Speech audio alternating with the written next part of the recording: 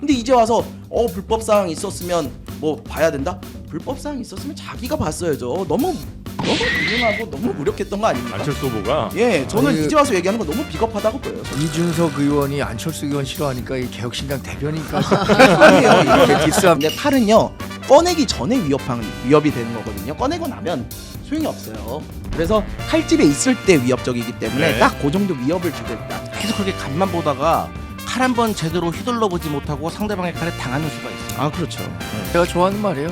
칼집에 있을 때 전혀 가장 다른 무섭다. 조식의 반격이야. 네. 또 로마의 칼은 짧았다. 국민의힘의 큰 폭탄이 될 수도 있겠다.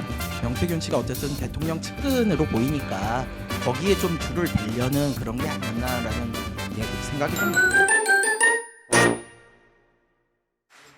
한없이 가벼운 정치 토크쇼 장르만 여의도 12월 2일 월요일 순서 시작하겠습니다. 반갑습니다. 정영진입니다. 드디어 또 12월이 시작됐습니다. 올해 이제 한 달 채 남지 않았고요. 보통 이제 이때쯤 되면 여러분 뭐 1년 동안 계약하신 거 잘 되셨나요? 잘 정리하고 계시죠? 뭐 이런 이제 뻔한 인사말들 하는데 저희는 뭐 그런 거 하지 않겠습니다. 네, 오늘 12월 2일 12월이 시작됐지만 저희는 1월 1일처럼 새로운 마음으로 일신 우일신 하면서 여러분과 함께 구독자 한번 늘려보도록 하겠습니다.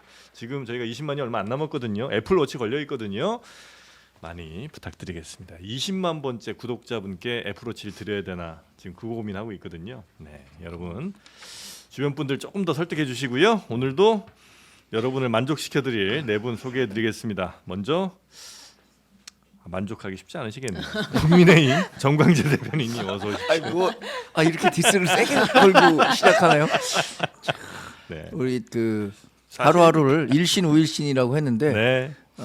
카르페 디엠 있잖아요. 까르페 디엠. 네, 카르페 디엠. 네. 그러니까 하루하루 카르페 디엠의 원문이 그거 아시죠? 내일에 대한 기대를 너무 크게 하지 말아라. 아하. 그러니까 오늘을 즐겨라거든요. 그게 아하. 그 그리스 거기 원문을 보면은 네네.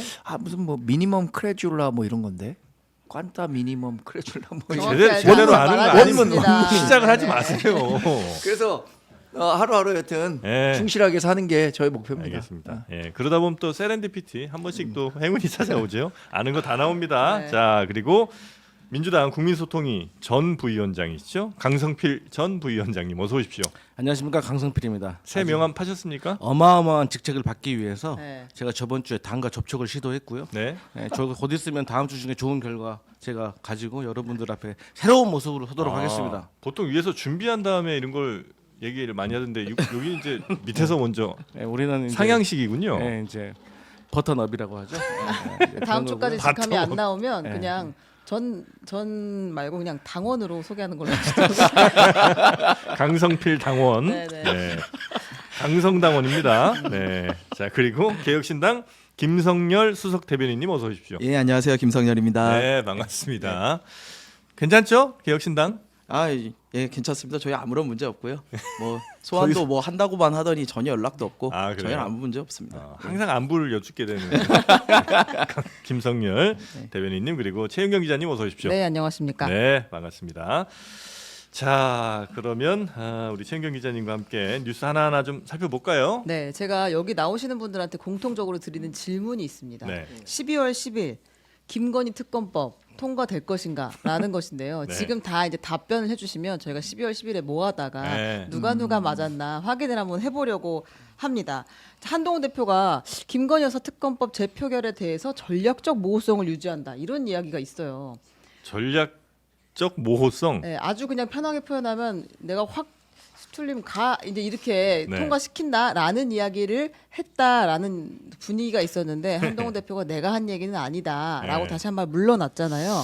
네. 친한계 내에서는 매우 이제 격분하고 있다. 그다음에 특검을 통과시켜야 한다는 의견과 막아야 한다는 의견이 공존한다. 이런 상황이고 그다음에 한 대표의 스탠스가 그냥 공포탄은 아니다. 그러니까 실제로 통과시킬 수도 있겠다라는 이제 분위기가 지금 있다는 거예요. 시쳇말로 뻥카 아니다. 그렇죠. 네. 너무 아니, 시쳇말 나왔네요. 근데 이제 거기서 너무 일찍 친윤계에서 나왔나? 이제 네. 추경호 원내대표는 야당의 술책에 부원해동하면 안 된다라고 이야기를 했거든요. 네. 그리고 친윤계 내부에서는 정말 김건희 여사 특검법 통과시켜? 야 그럼 우리가 한동훈 특검법 통과 못 시킬 것 같아? 이제 이런 얘기도 지금 나오고 있다고 합니다. 그래요. 아니 근데 그 친한계가 그렇게 많진 않잖아요. 이쪽 보고 말씀하시고요. 안 뭐 친한 당내 주류 세력입니다. 저희가. 친한계가. 그럼요. 이제 친윤과 친한 뭐 수적으로는 비슷하다고 보고 그래요? 그리고 중도 진영에 있는 관망파. 의원들, 그러니까 이른바 회색지대에 있는 분들도 심정적으로는 한동훈 대표가 하는 정치적 방향성에 대해서 공감하는 분들이 많은 걸로 저는 파악하고 그건 있습니다. 이제 친한파 추산인 거죠? 마치 그 시위할 때 주최 측 추산 비슷한 것 같은데. 아니 근데 실제로 분위기는 당내 분위기는 네. 이른바 그 관망파라고 하는 분들, 중도 진영에 있는 분들이 예. 대부분 심정적으로는 한동훈 대표죠. 대표에 그래요? 가까운 것으로 저도 알고 있고 사실 저도 이 당 대변인 하기 전에 네. 관계를 맺었던 많은 국회의원분들이 네네네. 계시잖아요. 네. 그분들이 와서 저 많이 격려해 줍니다. 그렇습니까? 아유 고생 많다고. 그럼 됐네. 왜냐면 한동훈 대표 잘 모셔라. 말을 왜 꺼냈냐면 친한파가 몇 분 안 되는 것 같은데 그 중에서도 이렇게 갈리나 싶어서 그걸 좀 여쭤보려고 했는데 굉장히 생각보다 많으시군요. 네 그렇고 저는 이제 답을 말해야 되잖아요. 11월 네, 10일에 네. 그러면 통과될 거냐? 저는 네. 이번에는 통과되기 현재로서는 어렵다고 봅니다. 앞으로 8일이 남았는데 네. 8일에 경천 동지할 명태균 게이트와 관련한 소식들이 나오지 않는 한 한 일주일 사이에 그런 뭐 어마어마한 소식 들리지 않는 그 이상은 경천 동지할 소식이라는 거는 네. 뭐 지금 얘기되고 있는 황금폰에 뭐 윤석열 대통령과 김건희 네. 여사와 명태균 씨가 직접 통화한 내용이 있어서 거기에서 내가 그 돈 갚아줄게. 뭐 나중에 각서 얘기할지 모르지만 네. 그 돈 제가 드릴게요. 음. 뭐 이런 정도의 얘기가 나오지 않는 한 네. 특검 통과는 저는 어렵다고 봅니다. 그리고 당원 게시판과 관련해서 이런 얘기를 한다는 것도 조금 와전된 거지. 당 대표가 갖고 있는 생각은 당원 게시판과 연계된 것이 아니라 지금 말씀드린 네네네. 국민의 민심 이런 것들과 연계된 것이라고 보면 됩니다. 아니, 근데 가능성을 열어둔 네. 것은 그 경천 동지 할 무슨 이벤트가 생기지 않는 한이란 조건을 다셨는데 근데 그거는 그동안 김건희 여사 특검법을 반대했던 이유랑은 안 맞는 거 아니에요? 그러니까 그동안 김건희 여사 특검법을 반대한 거는 일단 뭐 검찰 수사도 뭐 봐야 된다. 검찰 이제 다 끝난 다음에 해야 된다는 게 있었던 거고 그다음에 김건희 여사 특검법이 뭐 반헌법적인 이런 요소들이 있다는 건데 어떤 새로운 뭐 좀 이벤트 하나 터졌다고 해서 그것이 없어지는 건 아니잖아요. 근데 그 위헌성이라는 것은 네. 대통령실에서 위헌성을 자꾸 얘기하는 것은 여야가 합의되지 않았기 때문에 네. 그 특검을 임명하는 것이 위헌이라고 얘기한 건데 여야가 그 과정에서 협상을 할 수는 있는 거죠. 예를 들어서 뭐 일부 우리 의원들이 그 일부 독소 조항이라고 하는 네네네. 부분들 협의해갖고 통과시킨다면 그건 이제 위헌성이 배제된다고 보는 거죠. 네네. 그럴 수도 있지만 하여튼 그런 정도의 큰 이벤트가 발생하지 않는 이상 김건희 여사 특검법이 통과될 가능성은 매우 적다. 낮다. 네. 네, 알겠습니다. 자, 혹시 어떻게 보십니까, 강승필 부위원장님? 일단 12월 10일 날 한동훈계가 동의하지 않을 겁니다. 그래서 저는 개인적으로는 12월 10일 날 재표결을 하게 된다고 하면 김건희 특검법 좀 통과되기 어렵다고 생각을 어렵다? 하는데 네. 그게 왜 그럴 수밖에 없냐면 6개월을 더 버텨야 됩니다. 한동훈 대표는. 무슨 말이냐? 6개월이요? 네. 지금 대통령의 임기가 총 5년이잖아요. 네. 지금 2년 반이 지났어요. 예. 그러면 앞으로 6개월을 더 버티면 3년이 차요 이제. 그렇죠. 그럼 앞으로 2년이 남아요. 네. 그럼 마지막 1년 차는 선거 모드로 들어가는 거예요. 네. 그럼 가운데 이제 4년 차 1년이 남잖아요. 음. 이때는 특검법에 동의를 해도 특검 추진하고 또 만약 탄핵 들어가서 탄핵 심사하고 그러다 보면 1년이 지나가요. 그렇기 때문에 그때는 만약에 윤석열 정부하고 차버리고 결별해 버리고 한동훈 대표가 차별에 나서 대선으로 뛸 수가 있지만 그 전에 6개월 전에는 너무 빠르다는 거죠. 그러니까 지금 뭐 여러 가지 뭐 얘기하고 있는 건 다 공포탄이고 아니 한동훈 대표 그 이재명 대표가 그 찾아보라 해서 말 바꾸기 사례 보니까 뭐 얼추 생각해도 바로 5-6개 털털털털 나오더라고요. 그래서 네. 이재명 대표가 한동훈 네. 대표의 말바꾸기 사례를 찾아봐라 이렇게 이야기했어요. 예. 그래갖고 한 5개 나오더라고요. 근데 말 바꾸기 사례를 네. 굳이 찾았어요. 네, 제가 찾아봤죠. 예. 금방 나오더라고요. 아니, 여튼 이재명 대표가 그런데 그거 지금 만약에 12월 10일 날 이탈표가 나와버리면 네. 이거는 당원 게시판 의혹에 대해서 네. 보복성 그리고 본인의 어떤 의혹을 감추기 위해서 이거는 했다라고 해서 보수 진영 내에서 아마도 배신자론에서 벗어나기 어려울 겁니다. 그렇기 때문에 한동훈은 앞으로 6개월을 더 기다려야 된다. 네. 그래서 이재명 대표의 내년 2심 그쯤에 돼서 저는 한동훈 대표 그때는 이제 표결에 동의할 것이다 봅니다. 네. 자 그리고 우리 개혁신당 김성열 대변인은 어떻게 보십니까? 일단 이건 답은 또 우리 최은경 기자한테 해드려야 되기 때문에 네. 이건 뭐 통과시키기 어려울 거라고 봐요. 통과 어렵다? 안 된다고 통과하기 보시네요. 굉장히 어려울 거라고 보고요. 네. 저는 이미 사인을 줬다고 생각합니다. 한동훈 대표가 지금 2번의 엄포를 놨다고 생각을 해요. 어떤 원포죠? 예, 친윤계를 향해서 네. 야 김건희 특검법 이거 통과시킬 수도 있어. 너네 당원 게시판 계속 이렇게 할 거야? 아. 그럼 나 이거 통과시킬 수 있어. 이런 엄포를 놨다고 보는 게 네.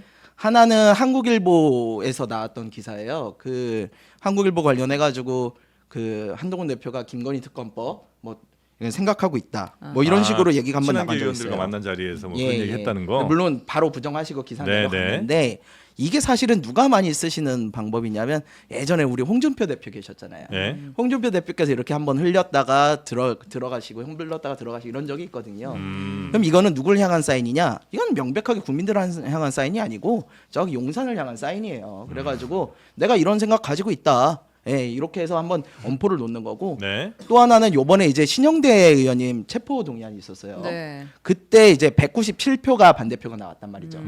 여기에 여당 이탈표가 뭐 적게는 8표에서 많게는 11표까지도 지금 보고 있어요. 네. 네, 저희 개혁신당은 뭐 관련도 없고 그렇기 때문에 사실 반대표를 던진 건데 저희가 그거에 대해서 뭐 무기명이니까 함부로 말씀드릴 수는 없고 네. 근데 아무튼 저희도 최소 10표 정도의 이탈표가 나왔다라고 본다는 거죠. 근데 신영대 의원님이 그러면은 보통 이런 체포동의안 부결은 중진분들의 경우 이제 여야 간의 의원님들끼리 좀 이제 어떻게 보면 사적인 관계들이 좀 있어요. 네, 그러다 네. 보니까 좀 어떻게 내가 저 사람을 또 이렇게 해 이렇게 하면서 찍는 분들도 있는데 문제는 신영대 의원님은 전북의 총학생회장 출신이고 사실 네. 전라도에만 계속 좀 기반을 가지고 계시던 분이에요. 네.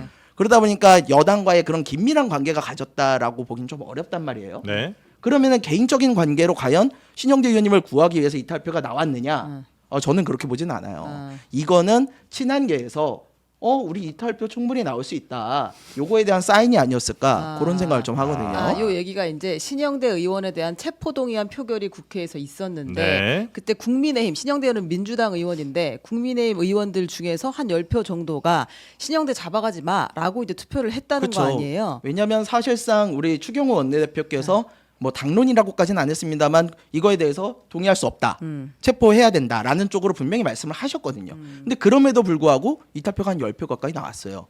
이 얘기는 뭐냐면 나중에 김건희 특검법 뭐 통과되고 재의결 왔을 때 8표 네. 필요하잖아요. 네. 그럴 때 얼마든지 할 수 있다. 우리가 라는 원내대표 말 안 사인이 아닐까. 듣고 그렇죠. 움직일 수 있는 사람들이 10명 정도는 예. 된다라는 네. 사인이다라고 해석을 한다는 거죠. 저는 그렇게 보여요. 그렇기 네, 네, 때문에 이렇게 엄포를 놓은 이상 근데 칼은요 꺼내기 전에 위협이 되는 거거든요. 꺼내고 나면 소용이 없어요. 그래서 칼집에 있을 때 위협적이기 때문에 네. 딱 그 정도 위협을 주고 있다. 그 위협을 준 거는 한 대표가 용산에.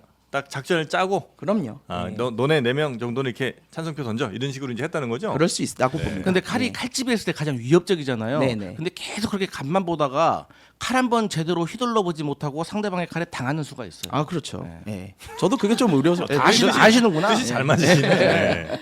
와닿네. 그저 웃고 알겠습니다. 계시네요. 네. 제가 좋아하는 말이에요. 칼집에 있을 때 전혀 가장 다른 무섭다. 조식의 반격이야. 네. 또 로마의 칼은 짧았다. 로마의 칼은 짧았다. 그건 뭐 하나만 합니다. 로마는 단검이었는데 네, 그래도 네. 팍스 로마나를 만들었잖아요. 네. 그만큼 용맹하게 싸웠다는 건데 저는 왜 그런 말씀 드리냐면 지금 여러 해석들 하시지만 지금 당내 사장과는 상관없이 밖에서 보신 이야기를 한 거고 저는 신영대 의원이 이렇게 부결된 것은 이게 지역 민원을 해결하는 과정에서 발생한 문제로 불거졌는데 굳이 구속 상태에서 수사를 해야 되느냐라는 뭐 지역구 의원들의 일반적인 정서 뭐 이런 것들이 좀 반영된 거라고 생각해요. 이게 뭐 전략적으로 야 우리가 한 10표 정도는 이탈할 수 있다는 걸 보여줘야 되니까 누구는 그럼 이번에 반대표 던져라. 그런 건 찬성표 아니다. 던져라. 이렇게 안 하죠. 알겠습니다. 아니, 근데 사실관계는 좀 말씀을 드려야 되는 게 이게 체포동의안이 통과된다고 해서 구속이 되는 게 아니에요. 아시다시피. 네. 그래서 그렇죠. 체포동의안이 통과되면 그때 가서 판사에게 영장실질 심사를 받는 거고요. 이재명 대표도 거기서 부당하다고 그래가지고 실질심사 이제 저거 됐잖아요. 네. 부결됐잖아요. 그런 식으로 어차피 그 과정을 거치자는 건데 그거조차도 못하게 한다. 국민의힘에서 개인적인 관계도 없이 저는 이거 전략적인 판단이었다고 봅니다. 알겠습니다. 예. 근데 이제 국회의원들은 뭐가 있냐면 아니, 안에선 전략이 다른 없다고 얘기하시죠. 하는데 밖에서 계속 전략이었다고 얘기하는 네. 모양이네요. 자, 지금. 예. 그러면 진짜 우리 삶에 매우 중요한 예산이 오늘 처리돼야 되는 거죠? 아, 처리될까요? 근데 이제 677조예요, 내년 예산이. 예. 근데 지금 어떤 상황이냐면 이제 민주당에서 정부에서 가지고 온 예산 안에서 쭉 깎은 다음에 네. 예를 들면 뭐 특활비 깎고 뭐 음. 깎다 보니 지역 화폐 결국 같이 깎여 나갔는데 4조 정도를 감액한 다음에 예결위에서 단독 처리했습니다, 민주당이. 네. 그러니까 이제 여당이나 정부에서 추가로 손을 대지 않은 상태에서 민주당 안이 지금 통과된 상황이고 네. 오늘 본회의에 이걸 상정해서 그냥 표결을 해버리면 음. 그게 내년 예산이 돼버리는 거예요. 4조 깎인 게. 네. 네. 근데 4조가 깎인 것뿐만 아니라 이제 필요한 것들을 사실 정부에서 다 증액을 하고 이제 숫자를 맞추잖아요. 그리고 지역 구 의원들 입장에서는 우리 지역에 필요한 사업들을 사실 더 집어넣어야 되는 것도 있고 네. 그리고 정작 민주당의 이제 이재명 대표 입장에서도 자신의 어떤 이 트레이드 마크라고 하는 지역 화폐 예산을 2조나 깎아가면서 지금 이런 일을 했단 말이에요. 근데 그럼에도 불구하고 아무튼 네. 민주당은 밀어붙이겠다 이런 네. 상황입니다 지금. 이대로 이거는 안 가겠죠? 보통은 이렇게 이제 여야가 힘겨루기를 좀 하다가 이제 다시 합의를 결국은 다시 하죠. 지금 민주당이 네. 자해 공갈단으로 활동하다가 네. 공갈이 안 통해 갖고 네. 이거 뭐야? 이거 아닌데 우리가 생각했던 건 이런 식으로 좀 당황한 게 아닌가 싶어요. 아, 그래요? 일단 우리가 깎아 놓으면 저쪽에서 어떤 식으로든 다시 네. 협상하자. 정부도 증액하는 거 좀 협조해 달라 이런 식으로 예상하고 한 수 접고 들어올 텐데 놓고 보자 이렇게 합의를 했는데 그 예상을 했는데 그대로 안 갔다는 거군요. 그렇죠. 지금 대통령실이 그거 감액한 대로 그럼 갑시다. 이렇게 얘기를 하니까 이게 아닌데 우리가 생각했었던 건 네. 굉장히 당황한 모습이고 그래서 어제 이재명 대표가 안동 고향이라고 해서 갔잖아요. 네. 거기서 정부가 다시 증액 요청하면 에이펙 예산 그거 복원해 줄 수 있는 거다라고 또 가능성을 열어뒀더라고요. 지금 정부나 우리 당은 네. 민주당의 명확한 사과 이런 조치에 이렇게 일방적으로 네. 감액했었던 것들에 대해서 재발 방지나 사과 없으면 지금 감액한 대로 갑시다 이런 입장이어서 민주당이 어떻게 할지 좀 두고 봐야 된다고 생각해요. 사과를 해야 돼요, 그게. 그렇죠. 어. 아니 우리가 정말 네. 반대하고 네. 정부가 공을 들여서 677조 원이라는 예산을 짜 왔는데 음. 자기네 마음에 안 드는 것만 그냥 다다닥 잘라갖고 네. 한 거예요. 특히 가장 대표적인 거 제가 몇 개 정서적으로 맞지 않는 거 네. 말씀드릴게요. 전공의 지원. 이게 요새 전공의들이 처우가 예, 어렵기 예, 때문에 예. 정부가 좀 지원을 해줘야 된다고 예. 했었던 거 아닙니까? 3,678억 원이었는데 931억 원으로 잘랐고요. 취약계층 아동 자산 형성 지원. 이거 어려운 가정들의 자산을 형성할 수 있도록 정부가 도와주자. 네네네네. 이게 1,532억 원이었는데 21억 원으로 줄었어요. 이런 것들은 민주당이 오히려 더 증액하자고 해야 되는 거 아니에요?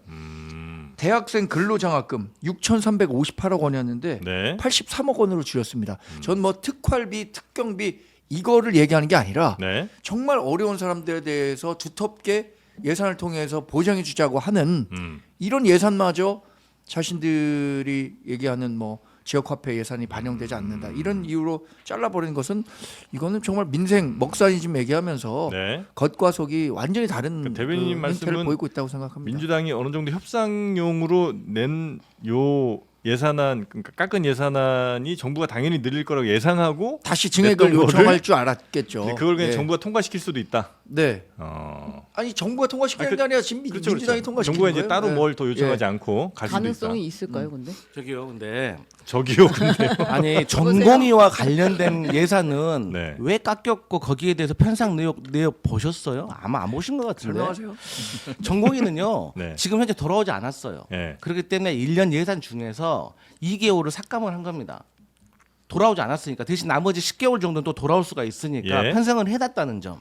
마치 누가 들으면은 전공이 인건비를 관련해서 싹 삭감한 것처럼 얘기하시는데 그러니까 편성을 해놓고 네, 액수를 줄였다는 거예요. 아, 지금 네. 당장 없잖아요. 그들한테 네, 네, 지급할 네, 네, 내용이. 네, 네. 그렇기 때문에 2달 정도를 일단 공백으로 놔두고 예를 들어서 1월달, 2월달 공백으로 놔두고 3월달부터 12월달까지는 책정을 해놨다고요. 그러니까 깎인 거는 1-2개월 그러니까 네, 두 달치예요. 예. 3,678억 원에서 그게 그렇게 931억 원이면 그거 4분의 1인데 오늘 아침에 그 네. 민주당 그 예결위 간사가 공식적으로 발표했으니까 확인하시면 되고 네. 또 대학생 그 지원 사업 있죠. 그 사업 내역 안 보셨을 것 같아요. 왜냐면 그 사업 내역이요 한 10가지가 돼요. 근데 거의 중복이 많고 실질적으로 도움이 되지 않아요. 그리고 네. 여러 부처에 의해서 갈래로 찢어져 있는 사업 많다는 점 그럼 알려드리고 그건 깎는 게 맞는 거네요, 그러면? 아니 그러니까 다시 재편성 그러니까 증액하고 삭감하고 그래서 하는 거 아닙니까? 네. 예를 들어서 이 사업이 뭐 국토부에서도 하고 있는데 환경부에서도 하고 있어. 그럼 정리를 해야 될 거 아니에요. 그러니까 이제 말씀하신 대로 예를 들어 그 2달치 월급 그다음에 또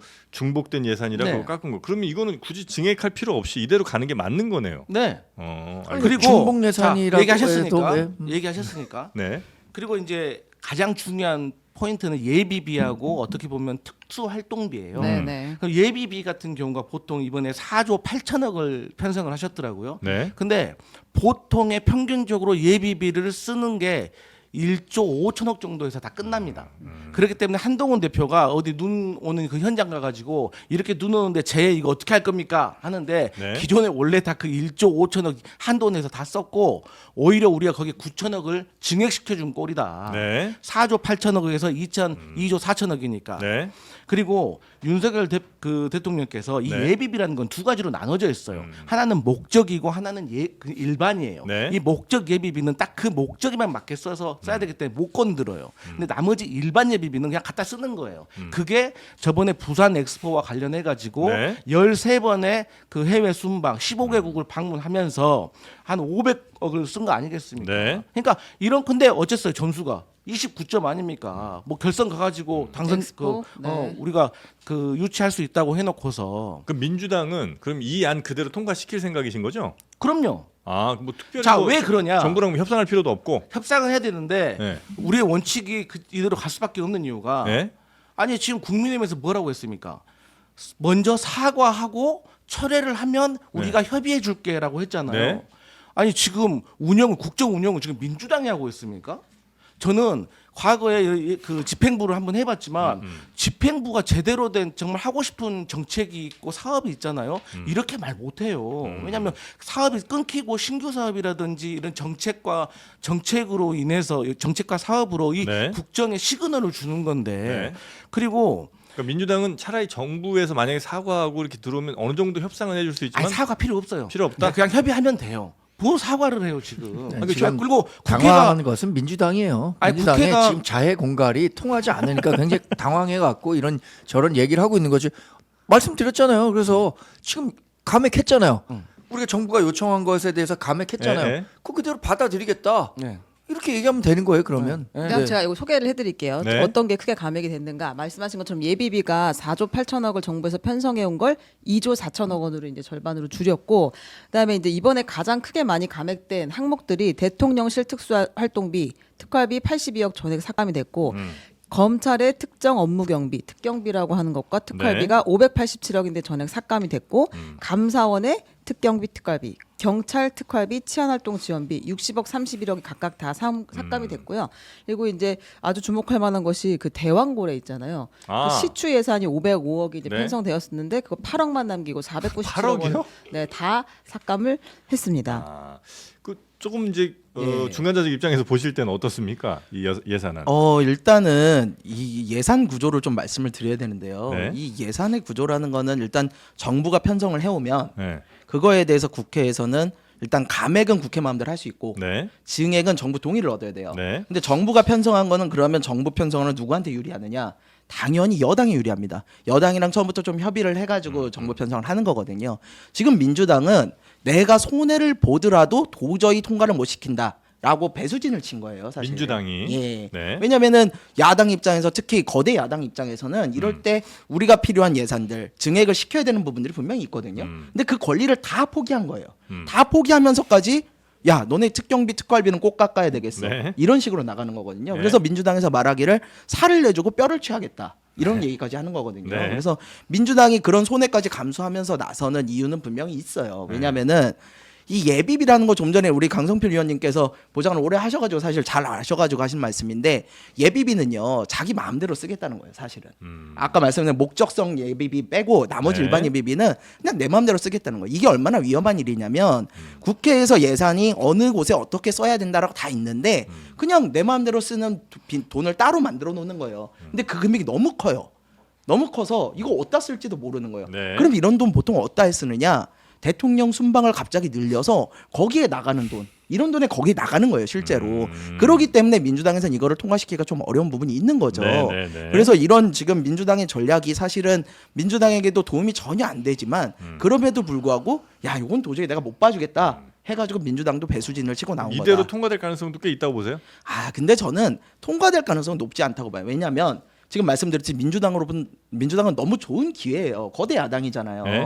자기들 권리를 찾아야 돼요. 근데 그 권리를 다 포기하고서까지 이렇게 간다? 민주당도 쉽지 않은 선택이거든요. 누가 먼저 협상하자고 얘기를 할 겁니까? 예를 결국에는 네. 이게 지금 여당 측에서는 이대로 통과되면 민주당 책임이라고 하지만 제가 좀 전에 말씀드렸지만 이건 민주당 책임이 아니에요. 왜냐하면 정부 편성안은 여당이랑 같이 짠 거거든요. 그러면은 당연히 여당 책임이 돼야죠.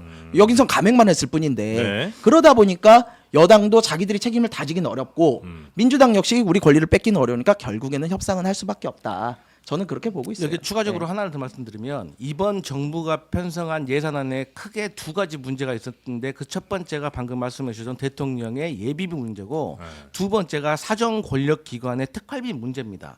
이건 분명히 저희가 말씀드리고 싶은 게 뭐냐면 네. 저희가 안 준다는 게 아니라 썼으면 증빙을 하라는 거예요. 이번에 검찰이 587억입니다. 네. 대통령실 82억입니다.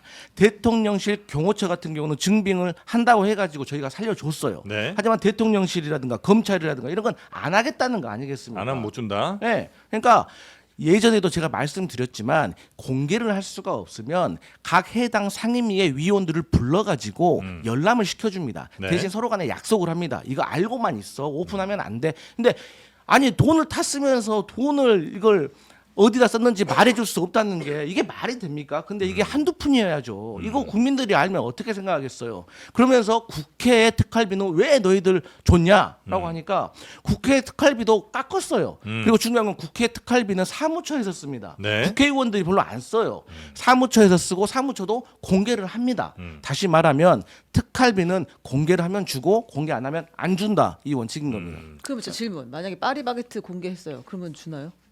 말이 바겠죠. 네, 그때 무슨 뭐 할로윈 케이크 샀다고 막 엄청 뭐라고 했잖아요 상임위에서. 네. 근데 만약에 그거 샀다 증빙을 막 해요. 예. 그러면 주는 거예요. 그죠? 대신 감액을 하겠죠. 야 이거 파리바게트가 쓸 데가 있는 거야, 없는 거야?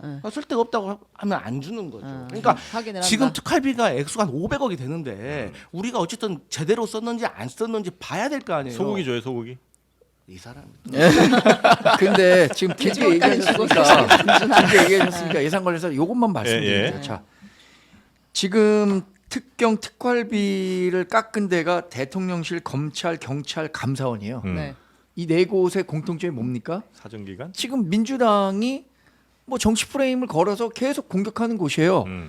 특히 검찰 587억 원의 특경 특활비 이거 뭐 용처에 대해서 명확하게 구분이 안 돼 있다고 하시는데 문재인 정부 때 이거 다 똑같이 했었던 거예요. 아 그건 아닙니다. 했었던 일에 그건 대해서 아닙니다. 하고 경찰 31억 원 전액 삭감했는데 이것도 마찬가지예요. 그러니까 이런 부분들에 대해서 본인들이 했었을 때는 뭐 전혀 문제 제기하지 않다가 지금에야 문제 제기하는 건 뭐 아니라고 말씀하시는 거 아, 어떤 문무일 것을- 검찰총장은 특활비 다 공개했어요. 윤석열 검찰총장 전임 천장이었던 문무일 검찰총장 다 공개했습니다. 어디다 특활비. 썼는지. 네, 공개했습니다. 당시의 상황과 검색해 지금 보세요. 상황을 검색해 보십시오. 나중에 네. 이 587억 원 전액 삭감했다는 것은 과거에도 이 비용이 용처를 사용하지 공개하지 않고도 네네. 반드시 필요한 비용이었기 때문에 인정됐었던 부분이에요. 이거 다 그 삭감한 거 아닙니까? 네. 감사원 60억 전체 삭감 이번에 감사원장 탄핵한다는 거 그거랑 연장선상이 있다고 봐야죠. 탄핵을 실제로 지금 이제 민주당이 추진하고 있는 거죠? 네, 하겠다고 했는데요. 네. 감사원장과 서울중앙지검장 등등 하겠다고 했는데 그건 이제 아직 표결은 붙여지지 않은 상황이니까 좀 지켜봐야 될 것 같고요. 네. 세금 얘기에서 하나만 더 하면 그 예산안을 이제 본회의에 올릴 때 예산 부수 법안들이 같이 들어가잖아요. 예산 부수 법안. 네, 예산 관련된 아, 법안들 세트로 가는 거군요, 예를 들면 이거는. 세법 개정안이라든지 그러니까 지금까지 얘기해왔던 금투세를 폐지한다. 아니면은 뭐 상속세나 증여세 세율을 낮추고 최고 세율을 뭐 낮춘다. 주주거세를 별도로 한다. 등등등 관련된 법안들이 이제 같이 올리게 돼 있는데 아, 이건 예산안과 같이 통과되는 거예요. 네. 아. 이것도 만약에 표결에 들어가 버린다면 그냥 넘어가게 되겠죠. 민주당 안이 아마 넘어가게 될 겁니다. 그렇게 되면. 네. 그래서 아마 결국에는 이제 우원식 의장이 이럴 때 나서는 거 아니겠어요? 이제 가만히 있지 않고 오늘 불러다가 그러지 말고 협상하라라고 얘기를 할 것 같은데 지금 현재 근데 이 예산안에 대해서 반대하는 데가 어디예요? 없는 거죠? 아 그러네요. 그렇게 보니까 또 그러네. 아니, 원래는 누가 반대를 해줘야 이거 네. 야, 불러갖고 야 이렇게 좀 협상해야지라고 할 텐데 네. 예. 지금 국힘도 오케이 한번 가봐. 그리고 민주당도 자 우리가 뭐 깎았으니까 가자 한번 뭐 이거잖아요. 아닙니다. 아닙니다. 대통령실도 저희는 얘기했죠. 저희는 그렇습니다. 네. 뭐 국민의힘은 그렇게 얘기하고 있지만 치킨 게임 하자는 거지만 네. 저희는 다시 말씀드리지만 저희가 국회에 헌법에 보장되어 있는 예. 국회의 예산 감액권을 저희가 발의를 한 거고 예. 하지만 저희는 여전히 저희는 협의에 나설 용의가 있고 사과 안 하셔도 저희는 합의할 수가 있고 또 방금 말씀드렸듯이 특활비와 관련돼 가지고는 증빙을 하면 주는 것이고 증빙 안 하면 안 준다는 원칙인 겁니다. 아니 그러니까 지금 현재 사과는 우리가 하라 그랬는데 그러니까 왜 사과를 안 감액된 해도. 감액된 예산안은 지금 그게 그렇게 가는 게 맞기 때문이라고 판단했으니까 그렇게 감액하셨을 거 아니에요. 네. 여기서 별다른 얘기 없으면 이대로 가는 게 맞죠. 네. 왜냐하면 네. 국회는 감액만 네, 잠깐만 네, 하지 네, 네. 증액을 못 하니까. 네. 알겠습니다. 근데 저희는 이거 반대를 해요. 왜냐면은 네. 거대 양당의 고래 싸움에 지금 민생 등만 터져 나가는 거거든요. 이 두 분 자존심 싸움에 민생이 엮이면 어떡합니까? 그래서 저희는 분명히 반대를 하고 네. 이거에 대해서는 의장님께서 중재를 하시는 부분이 필요하다고 생각을 하고요. 또 민주당도 제가 아까 말씀드렸지만 이대로 가기엔 민주당도 너무 자기들이 포기하는 권리가 많고 여당도 이거 이대로 통과될 경우에요. 책임을 온전히 다 지셔야 돼요. 그 부분에 대해서 둘 다 알고 계실 거기 때문에 합의를 좀 하셔야 된다고 봅니다. 예. 알겠습니다. 네. 뭐와 뭐를 합의해야 되는지 잘 그러니까 모르겠네요. 정확히 말하면 이런 거예요. 그러니까 예. 지금은 다들 아닌 척하지만 지역구 예산이 하나도 안 들어가 있잖아요. 우리가 더 늘려야 되는 부분들이 지금 안 예. 늘렸잖아요. 그럼 예. 우리 예산 하다가 갑자기 지역 화폐 싹 날라가 버려요. 예. 그럼 누구한테 그 원망이 가겠어요? 아니 그리고 이 정부안은 네. 여당 것만 반영이 돼 있는 네. 거라니까요. 야당 게 하나도 반영이 안 돼 있는 거예요. 다 자기들 필요한 예산 예. 아직 못 넣었어요. 예. 그러니까 야당은 이제 깎기만 해놓은 거고 일단. 그렇죠. 그래서 네. 지금 얘기 나오는 게 이런 거죠. 민주당이 네. 호남 관련 예산까지 다 포기하면서까지 포기하고, 이렇게 얘기를 할 거냐. 그러니까 처음부터 협의를 잘 했었어야 되는데 네. 우리 협의 필요 없이 그냥 우리가 갖고 있는 권한 내에서 다 감액해갖고 올릴 거야. 이런 식으로 한 태도에 대해서 사과가 필요하다는 거죠. 네. 근데 사과를 우리가 주장하는 건데 사과를 안 해도 그 협상을 할 거라고 하니까 아니 지금 이게 이 주객이 중요한 전도된 예산을 겁니다. 두고 사과를 하냐 안 하냐를 두고 지금 협의에 나서냐 그러니까 안 이 서냐 좀 중요한 잘못된 거 예산에 아닙니까? 대해서 협의 없이 자기네들이 원을 일방적으로 깎은 거라니까요. 아니 그리고 이 예산이라는 게 네. 사실 이 현실을 좀 말씀드릴게요. 예. 이 국회 같은 경우는 삭감만 할 수 있고 증액을 못 하니까 네네. 정부에서 쉽게 말해서 계속 시간을 끌어요. 음. 왜? 아니 삭감만 하고 너희는 증액 못 시키잖아. 그러면 결과적으로 당신들 지역구에 하고 싶은 사업이 있어가지고 분명 우리한테 부탁이 들어오겠지. 그럼 이제 우리 것도 좀 이렇게 네, 해주고. 그렇게 항상 거래를? 그렇게 거래를 해왔어요. 네. 그런데 이번에 그래서 나중에 결국에는 또 서로 간에 개수조정위원회 몇 명만 들어가가지고 서로 이제 정리를 하잖아요. 그리고 나서 나오는 기사가 뭐냐? 결국 쪽지 예산으로 네. 끝냈다. 결국 서로 주고 받았다. 이런 거예요. 그러다 보니까 이런 특할비 같은 문제에 대해서 몇백억이 나가고 있는 거에 대해서 제대로 잡지 못했던 거예요. 근데 이번에는 우리가 그럴 수 없다. 또 하나 말씀드릴까요? 네. ODA 예산이 ODA라고 네. 해외에 원조. 조금 원조해 주는 네, 거. 원조해 주는 예산 네. 있잖아요. 지금 762억이에요. 네. 우크라이나 같은 데 지금 전쟁 났어요. 네. 그리고 다른 데는 다른 나라들이 대상 국가를 보면 민주당이 보니까 네. 받을 준비도 안 돼 있다는 거예요. 근데 이런 거 책정하면은 결국엔 못 쓸 거 아닙니까? 이 돈을 차라리 다른 데다 적재적소에 써야 되는 게 예산 편성의 원칙 아닙니까? 뭐 그런 것들에 대해서도 이제 조정을 좀 할 필요는 있다. 네. 네.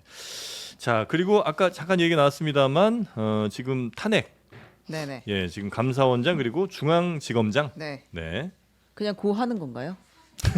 그 감사원장 같은 네. 경우 말씀을 드릴게요. 일단 대통령 그리고 뭐 중앙선관위원장, 뭐 감사원장, 뭐 재판관, 뭐 검사 이런 분들은 네. 실질적으로 공직자이긴 하지만 뭐 이분들한테 인사상의 불이익을 주기가 어렵습니다. 헌법상 지위도 보장되어 있고. 하지만 이런 분들에게 만약에 위법 사항이 있을 때 처벌을 하라고 있는 제도가 탄핵 제도라는 걸 네. 먼저 알려드리고 네.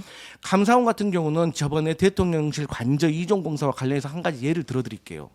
이분들이 21g이라는 동네 인테리어 업체를 수의 계약을 했습니다. 네. 수의 계약을 한 이유는 신속성 빨리 해야 되고 네. 혹은 이게 1급 보안 시설이니까 너희만 가진 특허로 이걸 할 수 있으니까 너희에게 주는 거야 이런 건데 21g이 그런 회사도 아니고 또 자기들이 받은 걸 제주도에 넘기고 제주도에서 포천으로 넘겼어요. 그래서 감사원에서 그 관리 비서관한테 이거 누구한테 추천받은 겁니까? 라고 물어보니까 네. 기억이 안 난다고 했습니다. 근데 아무 일 없이 지나갔습니다. 이재명 대표는 기억이 안 난다고 해서 수사, 기소, 재판 중형받았어요. 그러니까 감사원이 이런 걸 일을 제대로 안 하고 있잖아요. 균형을 잃고 완전 봐주기 감사했다 이런 그렇기 거죠. 때문에 네. 이것을 탄핵을 신청을 하면 네. 헌재에서 심사라는 과정에서 위법성이 드러나는 것은 간접적으로 감사원이 눈 감았던 이 관저 이전 공사의 비리에 대해서 네. 헌재가 간접적으로 유죄인지 무죄인지 가려주는 효과가 있는 거예요. 그러니까 어떤 저 죄를 직권남용을 네, 했다. 불법 계약, 직무유기. 직무유기 뭐 이런 이런 거죠. 거에 대해서. 네. 그래서 만약 헌재가 그걸 인정을 하게 되면 네, 이 사람 이제 탄핵이 되는 거고. 네. 네. 근데 지금 얘기하신 거는 감사원하고 검찰이 갖고 있는 권한을 완전히 오해하고 계신 거예요. 감사원은 검찰처럼 강제 수사권이 없기 때문에요. 네. 아까 이재명 대표에 대한 수사는 검찰이 한 거고 감사원은 뭐 불법 관저 이전 뭐 이런 거와 관련해서 수사를 한 건데 검찰은 강제 수사권이 있으니까 네. 관련 증거들을 다 모으고 증인들을 세울 수 있죠. 음. 근데 그 대표적인 게 이 대통령 관저 의혹 부실 봐주기 감사라고 하는데 최재 감사원장이 와서 얘기한 게 있습니다. 최선을 다해서 규명하려고 했으나 우리가 갖고 있는 권한 내에서 규명하기가 어렵기 때문에 규명하지 못했다. 네. 그럼 자 예를 들어서 봅시다. 우리 아들이 공부 열심히 해요. 네. 결국은 서울대 떨어졌어요. 서울대 떨어졌다고 너 우리 아들 하지 마라. 이렇게 할 수 있는 거예요? 무슨 탄핵? 아니 그러니까 이게 열심히 진짜. 감사를 뭐 진짜 한 분에 현실이에요, 대해서 네. 나는 내가 가진 권한 내에서 열심히 감사를 했는데 그 권한 내에서 규명하지 못한 부분이 있다라는 네. 거 인정했잖아요. 그렇지 않는 게 뭐예요? 검찰이 그걸 가지고 고발하는 탄핵한다는 거예요. 건 말이 안 되는 거죠. 근데 그럼 검찰이 고발하면 되잖아요. 검찰이 아니, 고발할 수 있어야 감사원이 되죠. 고발 조치를 해야죠. 요거 굉장히- 관련해서 제가 네. 좀 말씀을 드릴게요. 저희 말씀 맞아요. 뭐 서울대 가려고 열심히 공부했는데 못 갈 수 있죠. 그러면은 공부 열심히 했는지는 확인을 해야 될 거 아니에요. 지금 오늘 저는 사실 올 때까지 네. 감사원이라는 곳은 독립기구이기 때문에 이거에 대한 탄핵은 좀 과하지 않나라는 생각을 하면서 왔어요. 근데 오는 길에 감사원에서 이거에 대해서 탄핵의 부당성에 대해서 입장을 냈더라고요. 너무 기가 막혀가지고 얘기를 안 할 수가 없어요. 어떤 입장입니까? 아니 왜냐면은 네. 감사원에서 지금 여러 가지 탄핵이 부당하다는 얘기를 했는데 두 가지만 말씀을 드리면 하나는 전현희 그 국민권익위원장에 대한 그 감사가 정치 감사였다라는 부분 자기는 인정을 못하겠다. 이걸 국민 누가 그렇게 보겠어요. 당시에 전현희 위원장이 임기 남았으니까 버티겠다고 하고 안 나가니까 그거에 대해서 표적 감사한 거는 뭐 국민들 다 아실 거예요. 이거에 대해서는 그렇게 말하면 억지고요.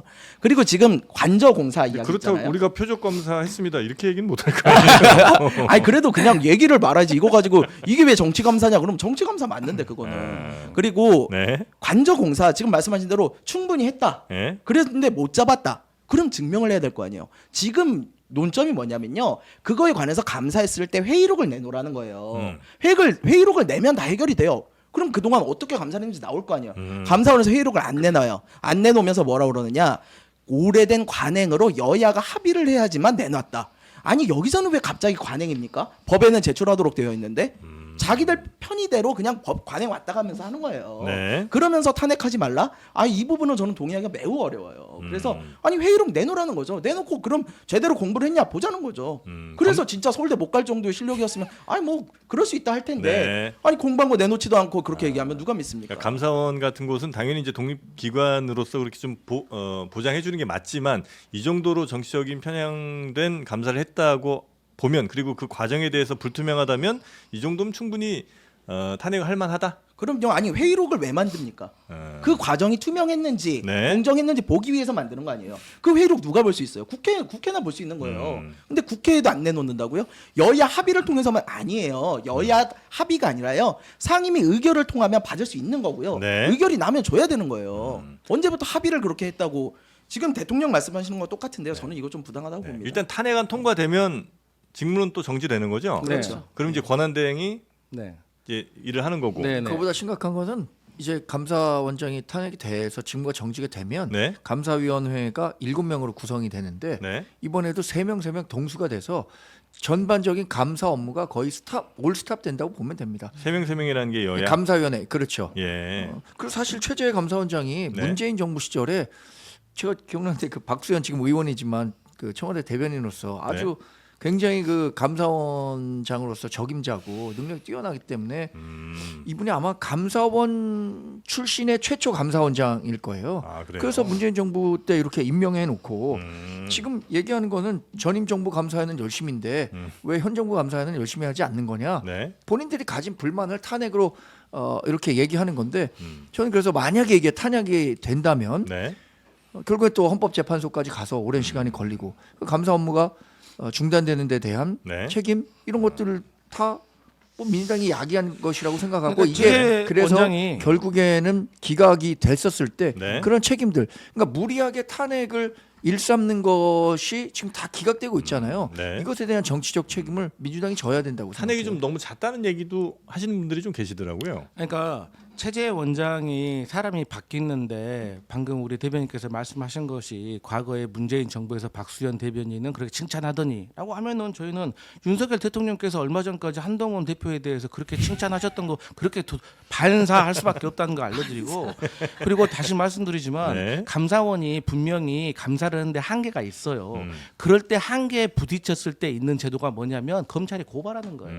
그럼 검찰이 강제 수사권을 동원해 가지고 네. 그걸 밝혀내는 건데 그걸 안 하고 있잖아요. 그리고 그 전에 앞단에 있는 건 말씀하신 것처럼 회의록에 대해서 공개도 하지 않고. 그러니까 이 정부는 무조건 공개를 안 해요. 특활비도 어디다 썼어? 공개 안 해요. 그 검찰이 고발할 때는 뭔가 이상한 게 있을 때 고발하는 거예요? 아니면 뭔가 조사할 있으니까 당연히 고발하는 그 거죠. 조사할 때 네. 협조가 안 돼 갖고 그래도 고발할 수는 있어요. 본인들이 능력 밖에 있어가지고 한계 네. 부딪혔을 때 고발하고 또 여기에 대해서 인사 조치 이분들은 이제 공무원들에 대해서 하는 거기 때문에 네, 네. 인사혁신처에다가 이제 공고를 하는데 그걸로 부족하다고 하고 형사처벌을 받아야 될 때는 이제 검찰이 고발을 하는 거예요. 네네네. 그렇게 고발을 하면 되는 거를 그런 건 전혀 하지 않고 그냥 너무 편파적인 너무 그렇죠. 한쪽 손만 드는 감사를 하고 있다 이 말씀이시죠? 민주당이 탄핵을 이번에 하게 되면은 최재해 감사원장하고 이창수 지검장하고 뭐 강백신 뭐 엄희윤인가 그런 분들 하시게 되면 총 22건을 하게 돼요. 네. 사실 많기는 많아요. 역대 가장 많은 탄핵 소추안이긴 합니다. 근데 이 탄핵 소추안이 왜 나오는지를 좀 보셔야 돼요. 이게 예전에는요 해임 건의안 같은 게 올라가면 대통령이 그런 걸 받기도 하고 또 자진해서 사퇴시키기도 했어요. 이 정부 들어서 해임 건의안 3번이 올라갔는데요. 우리 박진 장관 그때 바이든 날리던 사건 다 아실 거예요. 그때 외교부 장관 하실 때 이거 해임해야 된다 네. 얘기 나왔었는데 대통령 안 하셨잖아요. 그 다음에 이태원 참사 이거 참 안타까운 일이고 누군가는 분명히 책임을 졌어야 되는데 이상민 행안부 장관 탄핵 해임 건의안 올라갔는데 이거 해임 건의안은요 국회에서 다수결로 표결을 해가지고 올라가는 거예요. 근데 그런데도 안 하셨잖아요. 한덕수 총리도 안 하셨잖아요. 그러니까 해임 건의안을 안 받으니까 민주당에서 할 수 있는 게 탄핵 소추안밖에 없어요. 네네네. 그러다 보니까 그런 부분이 있다. 그래서 탄핵 소추안이 많다는 거는 어떻게 보면 윤석열 대통령이 국회를 너무 존중을 안 하기 때문에 발생하는 어쩔 수 없는 수단이다라는 네. 말씀 좀 그러면 지금 개혁신당은 최재해 감사원장과 이창수 서울중앙지검장에 대한 탄핵에 대해서 찬성표를 던지겠다는 거예요? 아닙니다. 그거는 좀 다른 게요. 저희는 그건 있어요. 특히 검사들에 대한 탄핵은 조금 입장이 달라요. 특히 이재명 대표님께서 어쨌든 수사를 받고 있는 상황에서 강백신 어민이 누구냐면 특수 1부 3부 부장이었을 거예요. 제 기억으로. 이런 분들이 어쨌든 정치인들 수사를 하던 분들을 갖다가 뒤늦게 탄핵을 한다. 이거는요. 그거의 옳고 그름을 떠나가지고 국민들이 보시기에 의심이 될 수 있어요. 오얏나무 아래서 가끔 묵는 격이 될 수 있다고요. 네. 저희는 이런 건 바람직하지 않다고 보여요. 그래서 검사 탄핵에 대해서는 그렇게 생각을 하지만 네. 감사원 같은 경우는 저희가 지금 말씀드렸지만 아니 공개를 해야 될 의결이 난 회의록 같이 이런 것도 공개를 안 한다. 그리고 사실은요, 전 감사원에 되게 불만이 있는 게 감사원은요 정부에 이런 걸 협조하는 기관이 아니에요. 대통령에게 이렇게 소속돼 있는 기관이 아니라 옆으로 빠져 있어요. 조직도를 봐도. 네. 그런 준 독립기구라고요. 그런데 감사원 사무총장이 예전에 뭐라고 그랬습니까? 우리는 윤석열 정부를 위해 뭐 성공을 위해 최선을 다한다. 저는 그 말에서부터 감사원이 굉장히 좀 편향돼 있다라는 생각은 있었거든요. 정치로부터 자유롭지 못했다. 예. 근데 제가 이 그래서 부분 그런 반론 부분이 좀 있어요. 드려야 될 것 같은 게 이 검찰 탄핵에 대해서 저는 사실 지금까지 여러 명의 검찰 탄핵에 있어서는 공수처로 하는 게 옳지 않겠느냐 저는 그런 주장을 했었어요. 네. 왜 그러냐면 이게 이제 조그마한 위법 그러니까 탄핵을 하면 헌법재판소에서 심사를 하게 되는데 헌법재판소에서는 이 사람이 뭐 몇 가지의 위법성은 분명히 드러났지만 그 위법성이 파면에 이를 만큼 중하진 않다라고 해버리면 기각해버리면은 그 전에 작은 위법성들은 다 덮어지거든요. 네. 하지만 공수처에 고발을 하게 되면 아주 작은 거라도 거기에 맞게 처벌을 할 수 있기 때문에 저는 공수처로 보내야 된다는 생각이었는데 그럼에도 불구하고 이번에 중앙지검의 3명은 다르다. 이거는 김건희 여사 도이치모터스 주가 조작과 관련해 가지고 검찰 그러니까 지금 탄핵 당한 3명의 검사들이 결론은 불기소를 했잖아요. 네. 그러니까 이것도 헌법재판소에서 심사를 하는 과정 속에서 과연 정말 김건희 여사에 관련된 주가 조작이 불기소하는 것이 타당했는지에 대한 간접 재판의 효과가 있다는 점을 알려드립니다. 알겠습니다. 자, 그리고 오늘의 명태균 코너가 또 시간이 얼마 안 남았네요. 예. 오늘의 명태균 가겠습니다. 2021년으로 갑니다. 이때 서울시장 보궐선거 당시인데요. 국민의힘의 후보는 안철수, 오세훈 두 사람이었어요. 네. 단일화 과정에서 조금 이제 의심되는 부분이 나왔다라는 건데요. 좀 약간 이상하더라고요. 네. 이게 후보 단일화를 협상하는 게 3월 9일입니다. 그리고 이제 3월 11일 여론조사 업체 한국리서치가 두 사람 중에 누구를 선호하느냐라고 물어봤대요. 네. 그래서 여론조사 결과를 발표한 게 오세훈 38.4, 안철수 38.3. 0.1% 포인트잖아요. 거의 비슷하다고 네. 봐야 될 것 같은데 이 다음 날인 3월 12일 명태균 씨가 이제 똑같이 단일화 후보를 묻는 비공표 여론조사를 벌였습니다. 근데 그 결과 안철수 후보보다 오세훈 후보가 3.4% 포인트 이기는 걸로 돼 있었다는 거예요. 네. 근데 이 조사를 뜯어 보니까 완전한 가짜 조사였다라는 게 이제 드러난 거예요. 아, 약간 보정도 아니고. 네, 어떻게 된 거냐면 실제로 조사에 응답한 거는 176명이었고 이 여기서 보고한 거는 929명이었어요. 아, 거의 1000명 정도 했다고 네, 얘기를 네. 했는데 알고 보니까 176명 조사한 거다. 네, 그러니까 753명의 응답은 완전히 그냥 가짜로 만들어냈다.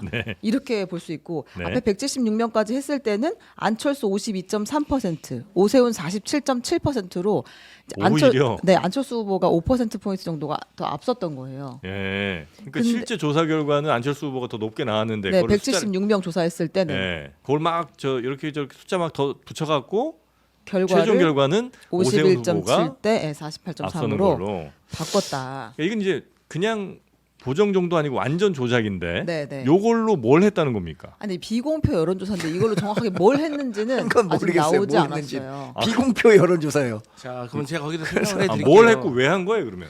그러니까 오세훈 시장 같은 경우는 네. 명태균 씨가 했던 조사 방식과 당시에 국민의힘 경선 과정에서 실시했던 100% 시민 여론조사 방식이 다르기 때문에 네. 서로에게 영향을 줄 수가 없고 그다음에 명태균 씨가 했던 거는 그 국민의힘 지지자지만 본인은 서울 시민을 대상으로 했기 때문에 연관 관계가 없다 이런 내용인 거예요. 네. 그런데 그게 현실적으로 그렇지 않다는 게 한 두 가지 정도가 있는데 첫 번째로는 제가 미공표 여론조사도 결국에는 돌리게 되면 그 사람의 인지도가 올라가는 효과가 돌리게 분명히 된다는 있다는 거는 거예요. 여론조사를 돌린다. 반대편 아니, 사람도 들어보세요, 일단. 그렇잖아요. 네. 그러면 그 사람만 하는 게 아닌데.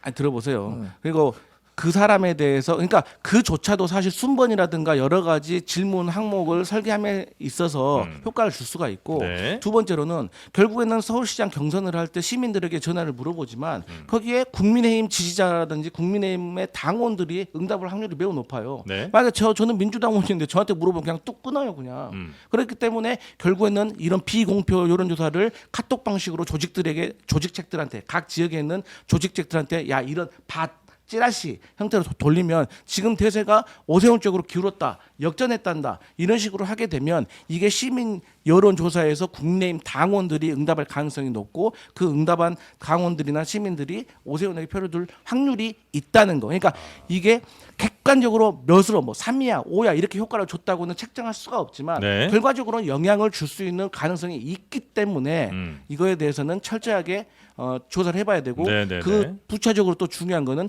과연 그러면 오세훈 시장 같은 경우는 본인은 명태균 2번만 만나고 본인의 측근에게 넘겼다. 근데 그 본인의 측근 뭐 강모 뭐 부시장 같은 경우도 명태균과 만났는데 결국엔 다투고 헤어졌다. 네. 그래서 자기는 그 명태균 씨가 자기 캠프에서 이런 일을 했다는 걸 알지도 못한다. 그리고 세 번째 김모 씨라는 그 사업가 후원회장 네. 그분도 본인을 위해서 이렇게 한 것 같은데 결국엔 자기한테 패가 되었다. 그래서 또 사고를 쳤다. 그래서 이렇게 부정을 했단 말이에요. 오세훈 시장도. 하지만 강혜경 씨가 미래한국연구소의 강혜경 씨 같은 경우는 오세훈 시장도 분명히 보고 받았을 것이다라고 했기 때문에 네. 오세훈 시장도 여기에 대해서 알고 있었는지를 규명하는 것이 네네. 중요한 포인트다. 여러 뭐 얘기를 좀 해주셨는데 하여튼 일단은 지금 그 여론조사 조작된 거 이거를 이렇게 이제 얘기하는 거는 당원들 무슨 카톡방이나 이런 데에서 야 실제로는 우리 오세훈 시장이 이긴다더라 이런 거 이제 여론을 만들기 위한 조작이다. 요걸로 이제 보신다는 거죠. 네. 뭐 그럴 가능성은 있습니다. 저도 네. 뭐 그렇게 생각할 수 있어요. 이게 비공표 여론조사는 본인만 봐야 되거든요. 그것을 뭐 본인에게 그러니까 다른 사람에게 카톡 하나만 보여줘도 이게 공표 행위로 해석될 수 있기 때문에 법적 책임을 지게 돼요. 이 부분에 대한 책임은 만약에 이게 비공표 여론조사지만 뭐 자기 지지하는 사람들에게 여러 사람에게 다 돌려줬다면 네. 이거를 그 의뢰했던 기관과 뭐 명태균 씨가 법적인 책임을 져야 돼요. 네. 근데 결국에 관건은 뭐 오세훈 씨와 그러니까 오세훈 시장 후보와 당시의 연관 관계를 검찰이든 뭐 수사기관에서 찾아야 한다는 건데 그것은 수사기관에서 찾아내면 됩니다. 네. 그래서 지금 오세훈 시장이 얘기하는 것처럼 나는 그런 여론조사를 맡긴 적도 없고 진행된 적도 없고 뭐 보고 받은 적도 없다라고 네. 주장하고 있잖아요. 그것을 사실관계를 다투면 됩니다. 강혜경 씨가 지금 오세훈 측에게 전달된 것으로 알고 있다. 자기는 그렇게 생각한다. 강혜경 씨 생각이에요. 그럼 오세훈 측 누구에게 전달해서 어떻게 됐는지를 그걸 입증해내면 되는 거예요. 네. 검찰 수사하고 있는 거죠. 네. 저는 여론조사를 많이 해봤어요. 특히 작은 당에 있다 보니까 아, 이렇게 그래요? 후보들 관련해서 단일화나 뭐 네. 이제 전당대회나 이런 걸 많이 해봤는데요. 그 객관적인 사실만 좀 말씀을 드리면요. 그 말씀하신 대로 이런 미공표 여론조사 어디다 쓰이느냐. 예를 들어가지고 이렇게 단톡방이나 이런 데 돌리면 네. 무조건 불법이에요. 근데 못 돌려요. 이게 증거가 남고요. 바로 요새는 왜냐하면 이 당원들이 우리만 속해 있는지 몰라요. 그 중에 한 분이라도 이거 갖다가 찌르잖아요. 네. 바로 걸려요. 아, 그렇기 그래요? 때문에 네. 캠프가 바로 걸려요. 그래서 특히 이렇게 치열한 선거, 큰 선거에서는 절대 불가능한 이야기예요. 그럼 그래서 뭐, 예. 만약에 그런 주장할 거면 그때 카톡방을 누군가 한 명은 내놔야지 이게 성립을 하는 부분이 네. 있어요. 그러면은 이거에 대해서 뭐가 문제가 있느냐? 네. 일단은 아까 말씀하신 뭐 인지도 부분이나 이런 부분, 두 사람한테는 해당 안 되는 얘기 같은데. 예. 오세훈 안철수는 인지도와는 전혀 상관이 없어요. 네. 그리고 많은 분들이 착각을 하시는 게 있는데 미공표 여론조사도요. 선거 때는 선관위 신고는 해요. 네. 문구에 대한 허락을 받고 해야 돼요. 아. 그래서 문구를 내 마음대로 만들지 못해요. 예. 그러니까 명태균은 무슨 일을 하느냐 하고 나서 결과값을 조작을 하는 거지 예. 처음부터 이 문구를 조작하진 못해요. 그러다 보니까 영향을 사전에 미치기는 굉장히 어려워요. 네. 그렇기 때문에 여론조사만 가지고는 사실상 영향을 미치기는 어렵다. 특히 이게 단일화 과정에서 영향을 미치기 굉장히 어려운데 저는 이 부분에서 하나 지적하고 싶은 건 안철수 지금 후보의 태도예요. 안철수 후보 대리인도 이걸 가서요. 똑같이 이런 선거 때는 여론조사 문구, 그다음에 룰 싸움 엄청 치열하거든요. 그렇겠죠. 근데 그 상황에서 안철수 후보가 이걸 몰랐다. 만약에 명태균 PNR 쪽에서 이런 거를 내가 조사를 했더니 오세훈이 앞서더라. 그러니까 이대로 가자. 뭐 이런 얘기가 나왔다. 안철수 후보 바보입니까? 이거를 인정을 해요?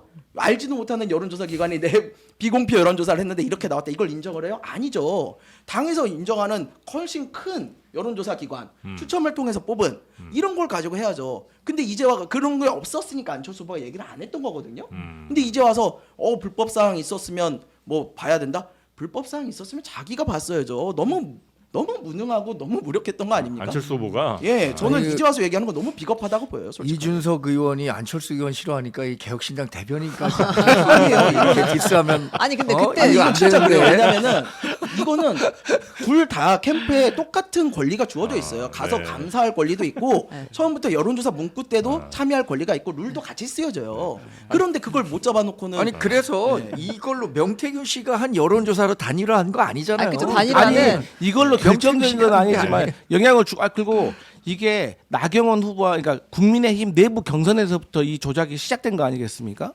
그리고 나서 이제 단일화까지 이어진 건데 다시 말씀드리지만 제가 앞서도 말씀드렸지만 이 비공표 여론조사에 대한 불법적인 요소는 이미 두 분이 말씀하셨다시피 네, 네, 네. 불법이 있는 것이고 네. 중요한 것은 얼마나 어떻게 영향을 미쳤는지는 네, 네. 결국에는 이제 언론이 이만큼 얘기했으면 강제 수사권을 동원할 수밖에 없다 그런 거예요. 네, 수사에는 저희도 동의합니다. 그 지금 당시에 수사하고 있잖아요. 예. 한번 정리하겠습니다. 당시에 그 단일화는 한국 리서치, 글로벌 리서치 두 군데에서 조사를 했고요. 이틀에 걸쳐서. 그건 이제 양당이 이제 제대로 의뢰를 해서 하는 거죠? 네, 그러니까 당에서 의뢰를 하는 거고 네. 두 후보가 이제 하나씩 다 검증을 해가지고 여기서 하자라고 뽑기를 네. 통해서 얘기를 한 거고, 그다음에 이제 3,200명을 대상으로 100% 무선 전화 방식을 통해서 조사를 했다. 그 결과 이제 오세훈 후보가 됐다, 단일화 후보가 됐다라는 건데, 이제 그 명태균 씨의 이런 이제 비공표 여론조사는 그때 오세훈 후보도 몰랐다는 거잖아요. 그러니까 안철수 후보도 당연히 몰랐겠죠. 지금 우리가 모두 알게 된 것이니까 이걸 어떻게 이용했는지는 조금 파악을 더 해봐야 된다. 네. 참 안철수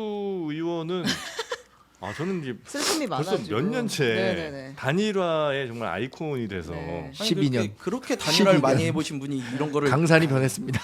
어떻게 이렇게 매번 당하실지 모르겠어요. 그러니까 뭐 순수하신가 보죠. 그래서 모든 걸 그대로 믿으시니까. 난 너무 안 됐어서. 네. 이 정도 저도 되면 좀 개인적으로 순수하고나도 너무 무능이라고 봐야죠. 안 아니, 됐고. 잠깐만. 근데 예. 그때 대변인님은 어느 캠프에 계셨어요? 언제요? 서울시장 선거할 때 이거 저는 확인하고 민주당에 가겠어요. 있었습니다. 아 민주당에 계셨어요? 예.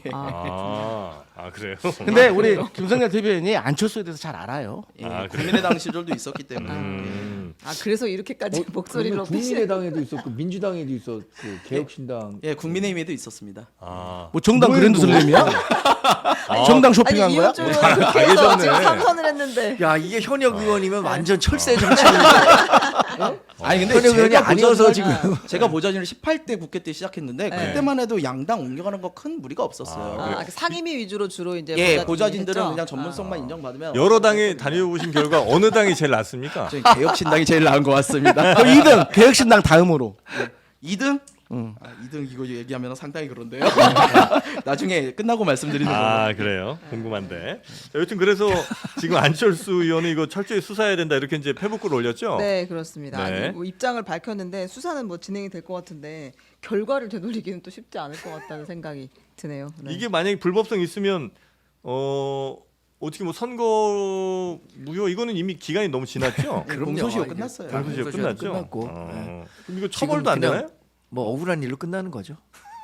아니 억울한 것도 억울- 없어요. 이게 자기 권리를 자기가 못 찾은 건데. 아니 권리 위에 잠자는 사람은 그걸 주장할 필요가 없어요. 아니 근데 또 이제 작정하고 아니 근데 소리면 그걸 어떻게 잡아야 아니야. 됩니까? 근데 저는 신뢰하고 100% 가는 그렇게만 거지. 말하면 안 된다고 생각을 예. 해요. 아니 기본적으로 정당에서 가장 중요한 행사인 경선을 하는 과정에서 당연히 당의 선관위가 구성되어 있고 나름대로 공명정대 뭐 선관다 이런 거 있잖아요. 그럼요. 그래서 나 그걸 믿고 하는 그쵸, 거지. 신뢰하는 그것을 못 거지. 믿었다고 해서 그것을 나쁘다고 하는 건 아닌 것 같아요. 일종의 사실 그럼에도 불구하고 항상 의심을 해보고 좀 이거를 그런 어떤 행동들은 필요하지만 어쨌든 결국은 이제 무능하긴 한데. 근데 결국에는 결국엔 명태균 씨가 한 나쁘다고 하는 건 여론조사가 아니다. 네. 명태균 씨가 이렇게 미공표 여론조사에서 조작을 했었던 이 결과가 당시의 서울시장 결과에 영향을 미쳤는가? 네, 그렇죠. 그 그 미친 대목을. 정도가 어느 정도일까? 이건 저는 이걸로 판세가 바뀌었다고 생각하지는 않거든요. 네. 당시에 이 오세훈 후보가 전 그때 당시엔 기자였는데 네. 나경원 후보와 단일화가 된 이후에는 탄력이 붙어갖고 당시에 우리 당은 한 120석 정도 되는 의석수를 갖고 있었고 국민의당이 몇 석 갖고 있었나요? 뭐 몇 석 안 됐기 때문에 네. 그 당세를 밀고 왔기 때문에 이게 뭐 결정적인 영향을 줬다라고 보기는 어려울 것 같아요. 네. 저도 마찬가지로 여론조사에 대한 조작은 좀 어려웠을 거라고 보고요. 지금 민주당이 이 방향으로 잡으면 안 된다고 생각해요. 저는 이거보다 공천 개입에 좀 더 초점을 두고 가야 된다라고 좀 네. 생각을 하고 있는 상황이에요. 자 그리고 오세훈 서울시장이 후원자로 알려진 그 김한정 회장, 네네. 뭐 이 사람이 국민의힘 대선 여론조사비도 대납을 했다는 그런 이제 보도가 좀 나오지 않았습니까? 네, 그 2021년 대선 기간에도 이분이 미래한국연구소 실무자인 강혜경 씨에게 송금한 내역이 공개가 됐습니다. 그러니까 이미 4월에 시장 보궐선거는 끝났는데 6월 2차례, 7월, 11월에 각각 한 차례씩 모두 4차례에 걸쳐서 1,420만 원을 강혜경 씨에게 보낸 거예요. 네. 그래서 강 씨가 작성한 이 지출 내역서, 미래한국연구소의 지출 내역서와 맞춰보면 입금 날짜와 비슷한 시기에 대선 여론조사가 실시가 됐다.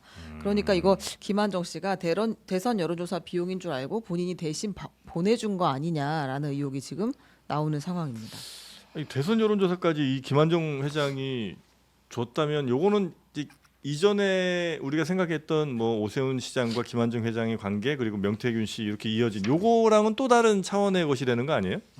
근데 이제 네. 사람 속을 어떻게 알겠냐면은 김한정 씨 같은 경우에는 예. 예를 들어서 명태균 씨가 윤석열 그 후보하고 막연한 관계인 것 같네. 그리고 확실히 자기가 옆에서 보니까 여론조사를 통해 가지고 윤석열 또 후보의 한심을 샀고 영향력을 발휘하고 있구나. 그러면은 윤석열 대통령이 나중에 대통령이 되게 되면 명태균이 또 영향력을 발휘할 수 있고, 그러면 본인이 후원하고 있는 오세훈 시장도 차기 대선을 노리니까 여기 와서 가운데서 내가 역할을 좀 해봐야지라는 이제 그런 어떤 로드맵이 있었을 수도 있는 거죠, 네, 사실. 네, 네. 그렇기 때문에 이제 하지만 이게 결론적으로는 이분이 그 명태균 씨가 지금 뭐 경남시장, 뭐 대구시장, 지금 서울시장, 뭐 또 여의도 연구원의 지상욱 의원과 관련해 가지고도 또 네. 어떤 용역도 있고 하니까 이거는 정말 그 국민의힘의 큰 폭탄이 될 수도 있겠다. 저는 그렇게 그러니까 생각합니다. 이거 국민의힘에도 굉장히 큰 부담되는 거 아니에요? 만약에 당 차원의 대선 후보 여론조사 돈을 만약 김한정 씨가 대신 내준 거면?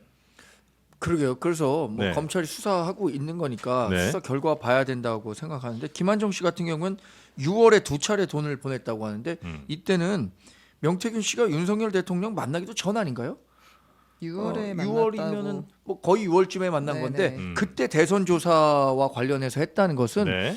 본인이 이제 오세훈 시장 당시에 이 여론조사 기관을 통해서 여론조사를 좀 받아본 결과 그런 거를 뭐 대선에는 어떻게 될까 한번 그런 궁금증에서 했을 수도 있다고 생각해요 저는. 근데 이게 대통령실이 누구 특정인 그러니까 네. 당시에 명태균 씨와 네. 윤석열 대통령이 만나기도 전인데 네. 윤석열 후보를 돕기 위해서 이걸 의뢰해 갖고 했다. 이거는 선후 관계도 맞지 않는 거죠. 근데 그 조사를 해봐야 되는 게 이미 대통령께서 명태균 씨하고 2번밖에 안 만났다고 했는데 그거 다 거짓 해명으로 드러났잖아요. 아니 그런데 그런데 만난 한두 시기와 번입니까 지금? 만난 시기와 그러니까 관련해서는 그 시기도 대체로 그 전부터도 다 일치가 알수 되고 있는 있는 거고 그러니까 확정할 수는 없다. 이때 그래서 뭐 대선 조사와 함께 당 대표 선거가 6월에 있었잖아요. 7월에 있었나요? 6월, 그거까지 포함해 갖고 당 대표 조사도 지금 그때 당시에 김한정 씨 녹취를 보면 당 대표 조사에서도 내가 이준석 도왔는데 뭐 고맙다는 말도 안 하고 자기 팔고 다닌다 이런 네. 얘기까지 나오는 거니까 네. 이걸 당시에 뭐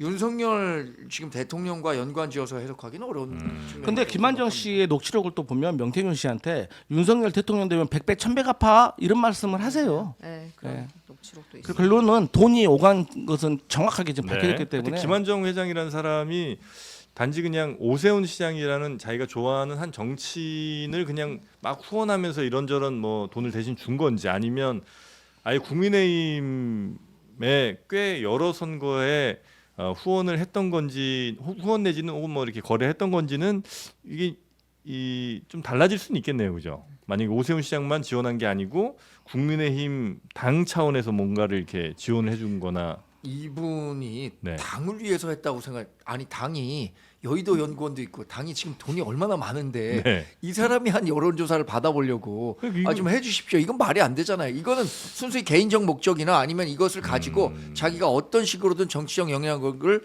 주위에게 행사하겠다라는 목적이 식으로밖에 있었다? 해석할 수밖에 없는 거죠. 근데 이미 지상욱 여의도 연구원장이 명태균 씨한테도 영역을 줬어요. 네. 그러니까요. 여론조사. 뭐, 그러니까 그건 저는 그런 것 같아요. 이 공식적인 김한정- 절차에 따라서 이루어진 김한정 거잖아요. 이분이 사업하시는 분이다 보니까 네. 이 명태균 씨의 여론조사 능력을 보고 이 사람의 능력을 조금 나름대로 높이 산 것 같고 그래서 나름대로 이 명태균 씨한테도 조금 일종의 투자를 했었고 또 그 명태균 씨에 같이 일했던 강혜경 씨한테도 계속 같이 일하자고 본인의 여론조사 업체에 등록한 데서 네. 이렇게 하기 때문에 이분을 통해서 나름대로의 어떤 뻗어 나가려고 하는 정치인들과 관계를 가져가려고 했던 것도 의심해 볼 수 있을 것 같아요. 저는 네. 아까 그래서 우리 강 의원님께서 말씀하신 것처럼 명태균 씨가 어쨌든 대통령 측근으로 보이니까 거기에 좀 줄을 대려는 그런 게 아니었나라는 생각이 좀 있고요. 근데 저는 이 부분에서 또 그거는 말씀을 안 드릴 수가 없어요. 이게 어디 가도 지금 무슨 이준석 대표를 감초같이 끼워 넣어가지고 다 얘기를 하는데 이준석 대표가 그 당시 좀 센세이셔널하게 당선이 됐다 보니까 이제 사람들이 그 공로를 다들 자기가 가져가려고 그러대요. 명태균 씨는 자기가 만들었다고 그러고 김한정 씨도 내가 띄웠다고 그러고. 네. 근데 죄송하지만요. 우리 국민들이 그렇게 바보들이 아니에요. 그때 이준석 대표가 됐던 건 어쨌거나 바람이 불어서 된 거고요. 그 바람을 그러면 PNR이라는 솔직히 말해서 이번 사건이 있기 전까지 들어보지도 못한 기관 하나가 갑자기 누굴 띄운다 그래서 띄워집니까? 절대 아니에요. 그건 불가능한 이야기입니다. 그 당시에 어쨌든 그런 흐름이 있었던 거에 네. 자기들이 편승이 돼 있다 보니까 내가 만들었어라고 좀 과장들을 하는데 이분과 이준석 대표와는 전혀 일면식도 없는 사이고 관계가 전혀 없다는 거 사실관계 좀 말씀드리고 가겠습니다. 알겠습니다. 저 이준석 해명으로 가나요? 아니 당 대표에 대한 부당한 사실은 바로 잡아야 됩니다. 비슷한 거예요. 명태균 씨가 네. 다 자신이 했다고 하는데 아, 그럼 뭐 믿을 수가 자신이 한 결과가 없다. 네. 그 공헌이 실제 결과를 만들어내는데 몇 퍼센트나 기여했느냐. 이것은 본인은 자기가 100% 하고 했다고 하죠. 그럴 수 있죠. 주위 사람에서는 뭐 와서 왔다 갔다 한 사람이야 이렇게 평가할 수도 있는 거고. 네. 그걸 이제 객관적으로 좀 평가는 당연히 수사를 통해서 밝혀내야 네. 되는 거고요. 끝으로 요저각 끝으로 가요. 지금 12시가 너무 시간이 좀 많이 갔습니까? 네, 네, 네. 아, 이 각서 하나 좀 12시 사진 네. 보려고 그랬는데. 각서 저 이거 보고 너무 허접한 각서라 이거 그러니까 각서를 써주면서 이걸로 이 각서를 통해 갖고 돈을 받겠다라고 생각하는 분도 있나? 저는 이 각서를 보고 좀 많이 반갑긴 했는데 네. 사실 이제 각서라는 것에 대해서 이렇게 구구절절하게 담나 이런 생각은 좀 있기 때문에 네. 다시 그러니까 말씀드리면 각서라는 게 이제 그 명태균 씨가 실소 위주로 네. 의심받고 있는 그 미래한국 연구소가 네. 여론조사 업체에 돈을 이제 줘야 되는데 네. 그 돈을 이제 못 채무 주고 관계죠. 있을 상황에서 네.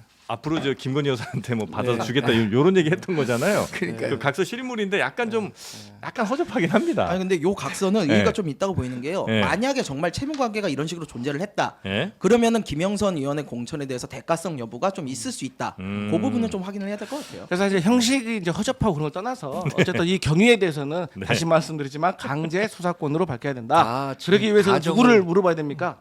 누구한테 수사를 해봐야 됩니까? 예? 예. 김건희 여사도 저희가 한번 수사를 해봐야 된다. 알겠습니다. 전 육성 나오신 분까지 해야 된다라는 입장입니다. 아 역시 가정을 개혁적이군요. 바탕으로 한 얘기인데 아무튼 각서가 수사는 해야죠. 아무 일 없으면은 수사에서 무죄 나올 거 아닙니까? 네. 왜 수사를 피합니까? 수사는 뭐 세 분 다 예. 찬성하시는 거잖아요. 그럼요. 네. 피하는 자가 범인입니다. 이 각서를 보고 보시는 네. 네티즌 뭐 유튜브 시청자분들도 네. 이런 식의 각서는 쓰면 안 된다라는 걸 좀 교훈을 얻으셨으면 각서 쓰는 좋겠어요. 법 좀 다시 좀 네. 공부 좀 하자. 진짜 아니 이런 세상에서 제일 아끼지 말아야 될 게 변호사 비용이라 그랬는데 어떻게 저런 각서를 쓰고 돈을 받겠다고 생각했는지 모르겠어요. 둘이서 너무 좀 어설프게 쓴 것 같긴 하더라고요. 여튼 요까지 하고 오늘은 마무리하고 잠시 후에 윤여준 전 장관이 좀 나오거든요. 네, 그래서 윤여준 장관과 함께 지금 이 혼란스러운 상황들 어떻게 좀 봐야 되는지 경험 많은 분의 의견 한번 들어보도록 하겠습니다. 네 분 대단히 감사하고요. 다음 주에 뵙겠습니다. 네, 감사합니다.